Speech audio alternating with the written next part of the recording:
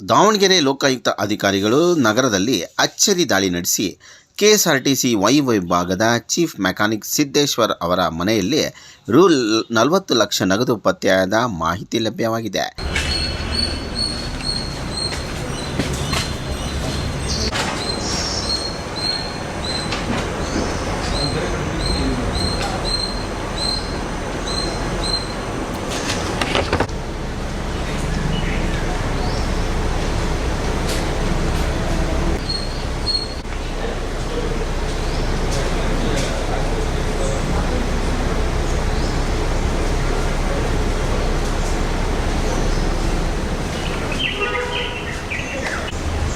Davanagere Lokayukta SP MS Kaulapure ಅವರ ನೇತೃತ್ವದಲ್ಲಿ ಈ ದಾಳಿ ನಡೆದಿದ್ದು, ಅಕ್ರಮ ಆಸ್ತಿ ಹೊಂದಿರುವ ಆರೋಪದ ಮೇರೆಗೆ ಅಧಿಕಾರಿಗಳು ಪರಿಶೀಲನೆ ಕೈಗೊಂಡಿದ್ದಾರೆ.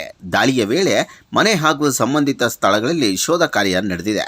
ಸಿಕ್ಕ ನಗದು ಹಾಗೂ ದಾಖಲೆಗಳ ಕುರಿತು ಅಧಿಕಾರಿಗಳು ಪರಿಶೀಲನೆ ಮುಂದುವರಿಸಿದ್ದು, ಆದಾಯಕ್ಕೆ ಮೀರಿ ಆಸ್ತಿ ಹೊಂದಿರುವ ಬಗ್ಗೆ ಹೆಚ್ಚಿನ ತನಿಖೆ ನಡೆಯುತ್ತಿದೆ. ಈ ದಾಳಿ ದಾವಣಗೆರೆಯಲ್ಲಿ ಚರ್ಚೆಗೆ ಗ್ರಾಸವಾಗಿದ್ದು, ಇನ್ನಷ್ಟು ಮಾಹಿತಿಗಾಗಿ ಜನರು ಕಾದು ಕುಳಿತಿದ್ದಾರೆ.